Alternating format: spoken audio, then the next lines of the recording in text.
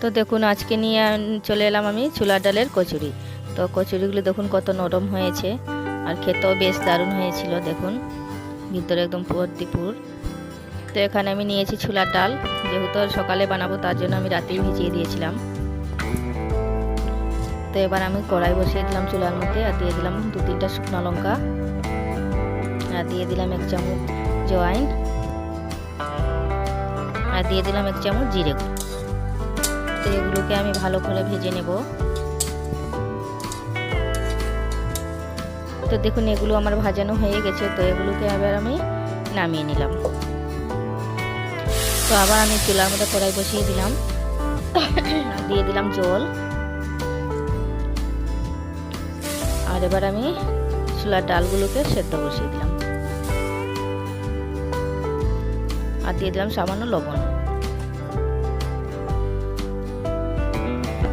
লবণ দিয়ে ঢাকা দিয়ে আমি 15-20 মিনিটের মতো সেদ্ধ করে নেব, একদম বেশিও সেদ্ধ করবো না। তো দেখুন আমার ছোলার ডালগুলো একদম ঠিক সেদ্ধ হয়েছে, একদম গলে যায়নি। তো এবার আমি এগুলোকে নামিয়ে নেব, আর এটাকে জল ঝরানোর জন্য রেখে দেবো একটা পাত্রে।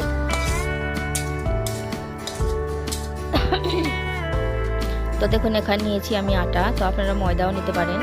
আর দিয়ে দিলাম সামান্য লবণ। তো এখানে আমি 250 গ্রামের মতো আটা নিয়েছি, আর দিয়ে দিলাম সাদা তেল। তো সাদা তেল এখানে আমি 50 গ্রামের মতো দিলাম। তো দিয়ে এটাকে আমি ভালো করে ময়াম দিয়ে দেব। দেখুন এরকম করে দেখবেন ময়াম হলো কি না। তো এবার আমি সামান্য একটু জল দিয়ে ভালো করে এটাকে একটা ডো বানিয়ে নেব। তো দেখুন ডোটা কত নরম হয়েছে। আর ওখানে আমি এখানে দিয়ে দেবো সামান্য তেল। তো তেল লাগিয়ে এটাকে কিছুক্ষণের জন্য আমি রেস্টে রেখে দেবো, আর এদিকে অন্য কাজগুলো করে নেব। দেখুন এখানে ছোলার ডালগুলো জল সব ঝরে গেছে। তো এবার আমি পাটার মধ্যে এগুলোকে বেটে নেব। আর আমার রেসিপি যদি ভালো লাগে, আরও নতুন রেসিপি পেতে আমার চ্যানেলটি সাবস্ক্রাইব করে দিন, আর একটি লাইক দিয়ে দিন, আর কমেন্ট করে জানাবেন আমার রেসিপি কেমন হয়েছে। তো দেখুন আমার ছোলার ডালগুলো বাটানো হয়ে গেছে। তো এবার আমি এটাকে নামিয়ে নিলাম, আর কত ঝরঝরে হয়েছে দেখুন। আর ওখানে আমি এখানে দিয়ে দিলাম স্বাদ মতো লবণ, কারণ সিদ্ধ করার সময় আমি একটু লবণ দিয়েছিলাম। আর দিয়ে দিলাম ধনিয়া পাতা, আর দিয়ে দিলাম ভাজানো মশলাগুলো আমি পাটায় বেটে নিয়েছিলাম। এখানে জিরা, জোয়াইন আর শুকনো লঙ্কা। আর ওখানে আমি এখানে দিয়ে দিলাম 1 চামচের মতো ঘি। ঘিটা একদম অপশনাল, দিলেও চলবে না দিলেও চলবে, শুধু টেস্ট বাড়ানোর জন্য আমি একটু ঘি দিলাম। তো দিয়ে সবগুলোকে আমি ভালো করে মেখে নিয়েছি। দেখুন কত সুন্দর ঝুরঝুরে হয়েছে, আর ডোটাও দেখুন কত নরম হয়েছে একদম। তো এগুলোকে আমি ছোট ছোট করে লেচি করে নেব। তো দেখুন বেশ আমি একটু বড়ই রেখেছি, একদম ছোট লেচি করিনি। তো এবার আমি এটাকে বাটির মতো বানিয়ে নেব। তো এবার আমি এটার মধ্যে দিয়ে দেব ছোলার ডালের পুরগুলো।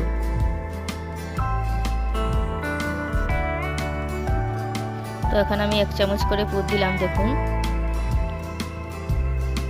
তো এটাকে এরকম করে এবার আমি বন্ধ করে নিব।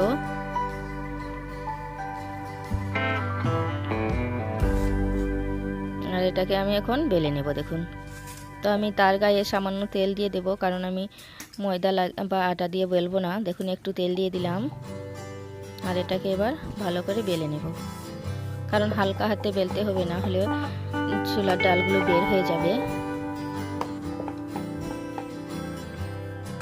তো দেখুন আমি এরকম করে বেলে নিলাম, একদম বড় না আর একদম ছোট না, মাঝারি সাইজে দেখুন। তো আমি সবগুলোকে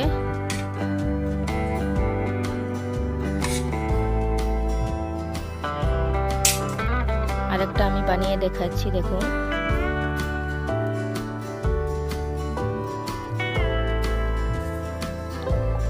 তো এটাকে আমি আবার বেলে নিলাম। একবার হলো এরকম ভাবে বানিয়ে খেয়ে দেখবেন, খুব দারুণ লাগে খেতে। তো দেখুন আমার বেলানো হয়ে গেছে। তো সবকটি আমি এরকম ভাবেই বেলে নিয়েছি। তো চুলার মধ্যে আমি কড়াই বসিয়ে দিয়েছিলাম, আর আমার তেলগুলো গরম হয়ে গেছে। তো এবার আমি এটাকে একটু সামান্য এরকম ভাবে করে ভেজে নেব দেখুন। আর এই সময় চুলার আঁচটা একদম একটু কমিয়ে দেবেন, কারণ আমার কচুরিগুলো মোটা, তার জন্য। হট করে না হলে বাইরে লাল হয়ে যাবে, ভেতরে কাঁচাই থাকবে, তার জন্য একদম আমি চুলার আঁচ কমিয়ে দিলাম দেখুন। আর এরকম হালকা করে ভেজে নিচ্ছি। তো আমার কচুরিটা ভাজানো হয়ে গেছে। তো এবার এটাকে আমি তুলে নিলাম। তো সবগুলোকে আমি এরকম করেই ভেজে নিয়েছি। আর এই জায়গার আমার ভিডিওটা আমার স্কিপ হয়ে গেছে, তার জন্য